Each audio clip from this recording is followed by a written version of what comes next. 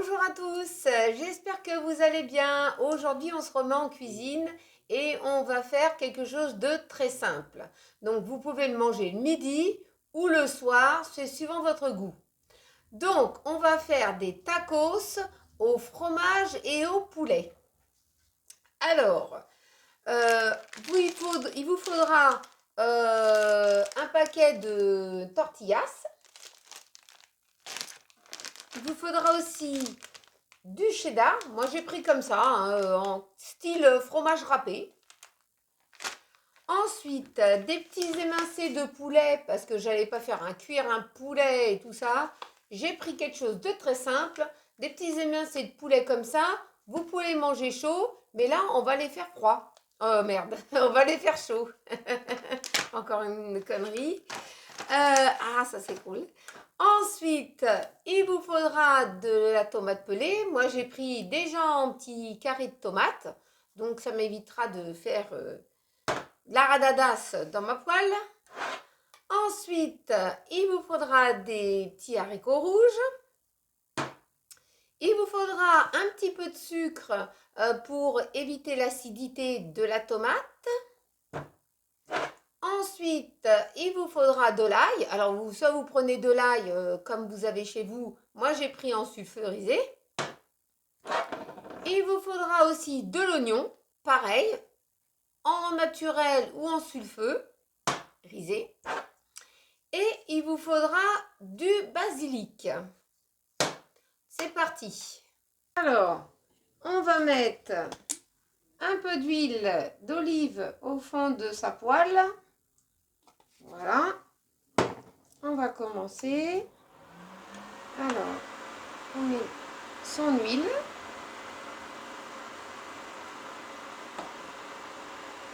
Ensuite, on va mettre ces émincés de poulet. Voilà. Vous allez voir, c'est une recette très très simple.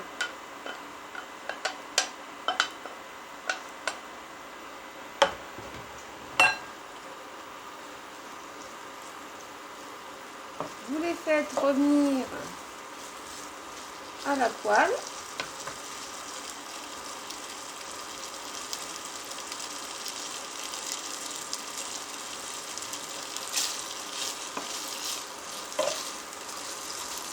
Bon, ils étaient déjà bien rissolés, hein, parce que c'était des émincés rissolés rôtis, alors c'est pratique. Ensuite, c'est pour ça que c'est une recette très très simple à faire.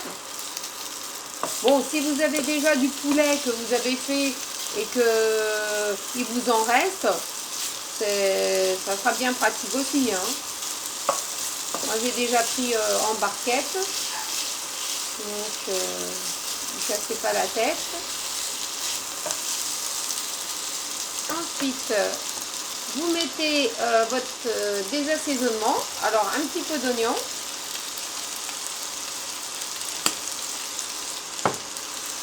un petit peu d'ail,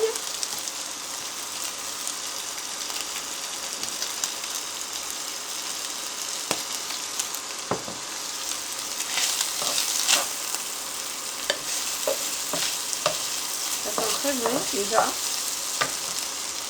Un peu d'herbe, un peu de basilic, qu'est-ce que je dis, un peu d'herbe.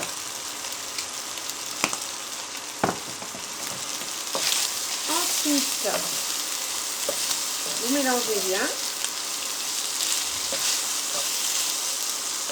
Je vais ralentir un petit peu parce que ça va un peu trop vite. Ensuite, la tomate.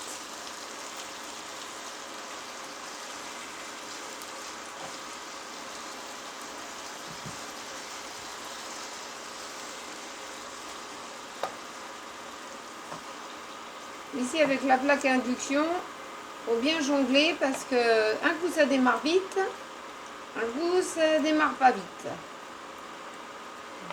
Voilà, je vais légèrement augmenter ma puissance. Vous mettez la tomate comme ça. Vous imprégnez bien la viande avec.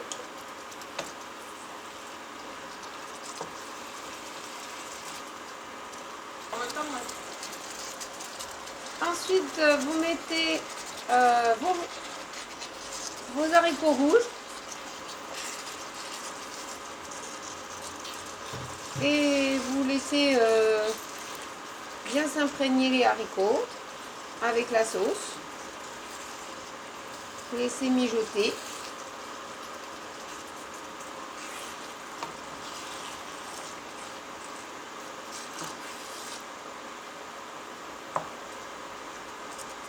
Voilà. Vous voyez comme c'est pratique.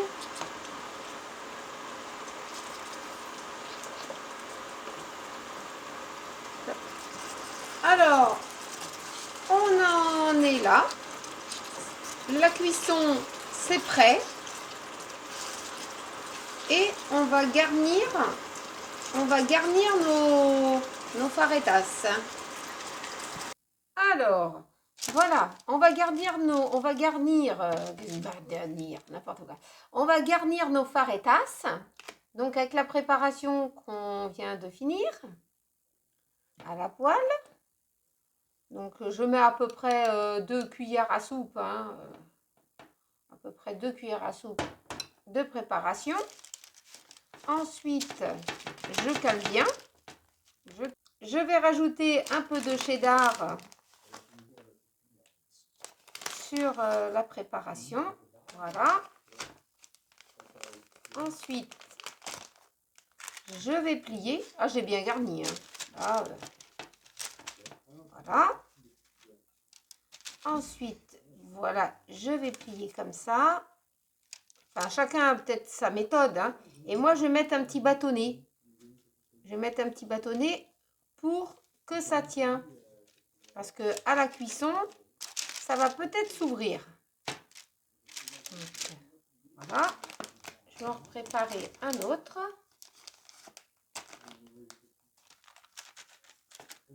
Donc, rebelote. Vous garnissez.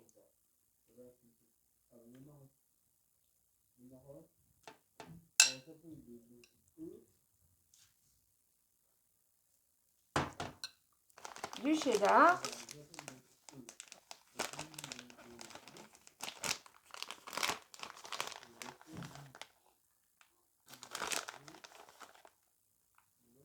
Voilà. Vous pliez, vous mettez bien que ça rentre. Vous pliez comme ça. Et moi, je mets mon petit bâtonnet pour que ça tienne. Parce que je pense que ça va s'ouvrir. Voilà. Ah, mon trou, il est un petit peu grand. Oh, c'est pas grave. Je vais plier. Je vais faire un trou un peu plus petit. Ça peut arriver. Moi, je vous conseille d'avoir quand même des coton-tiges. Des coton-tiges, elle est bonne. Je vous conseille d'avoir des cure-dents parce que là, j'avais pas de cure-dents et j'avais que des bâtonnets de pic à brochette que j'ai coupé et que j'ai coupé en petits bâtonnets comme ça pour faire. Hein. Voilà.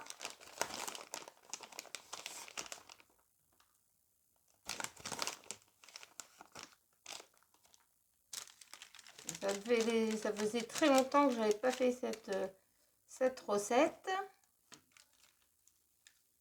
Et puis, ça m'est revenu de refaire un peu de cuisine différente.